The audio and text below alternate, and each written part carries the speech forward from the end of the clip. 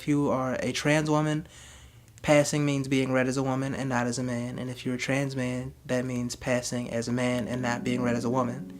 When I first became homeless and I first got involved in the transgender community and other gender variant communities, I didn't pass initially, and I found out very quickly that pressures that we thrust upon ourselves come from outside of our community, in the sense that there's such a need to pass, to be affirmed in our gender and our identity and who we are.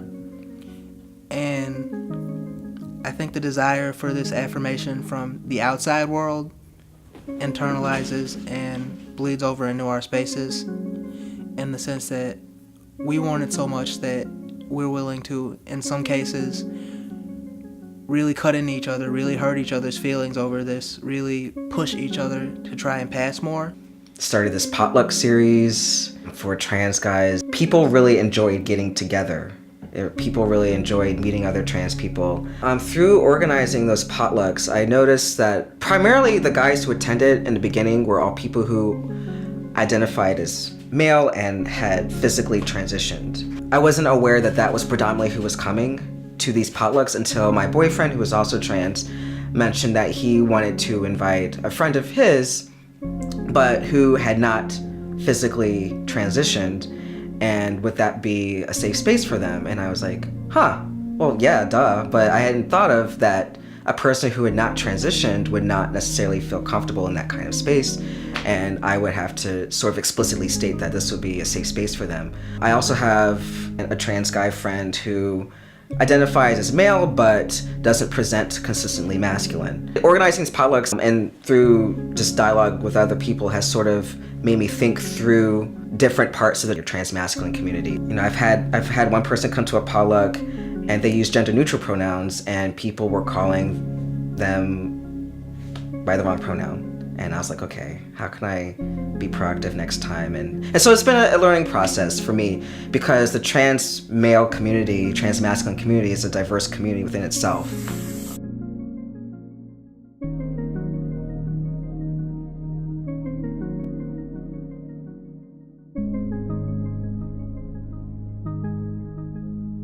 There's a model for what it means to be trans, and it depends very heavily on some assumptions that have to be supported in all their particulars, or people are invalidated and end up with people who say things like, well, yeah, I used to go four-wheeling and listen to rap metal, but that was just because I was trying to be more of a guy and, not be trans. It's like, maybe you just like rap metal and four-wheeling. I really don't need an explanation for that, and I don't want to have to produce an explanation for my own stories. The community tends to be more assuming that people are going to physically transition if they identify as trans. I mean, I think as Black people, we're still unpacking race and how we're racialized in a larger society in which we have to perform a certain way, so we're not profiled by the police, so we're not followed around in stores.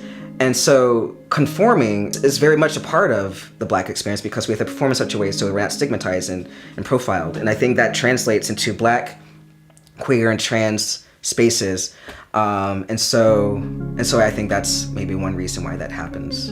So there's often work that I still have to do, but I think once I get past that front end of things, it's pretty easy to tell if it's going to be a good space or a bad space. And Derby's been a pretty good space. Like every single team that I wanted to join, I have to explain myself, because when I show up and I'm like, hey, I want to join your women's team, they're like, what? Right? And so it's always that in that what moment where that's that first interaction that I'm talking about that sort of have to work through. And unfortunately, I don't really see that ever changing. But one of the things that's been great about Derby, and it's actually the reason now why I skate under my legal name, is it makes it more direct, is that the teammates that I have and the leagues that I'm a part of basically have my back, and whether they realize it or not, are helping me deal with those first interactions of other people and other organizations and other leagues. It's like they're doing my work for me, and that's part of the point. And it's not like I'm taking advantage of them, they're doing it willingly, but they're helping me deal with that, because I can't do that all on my own. And to have that kind of a support system and network is like amazing for me. You know, I struggle with how I choose to navigate those spaces. In the very beginning of my transition, I felt that there were certain things, certain ways I had to act in order to be accepted as a trans man. Even though prior to transition, prior to identifying as trans, my gender expression was very fluid.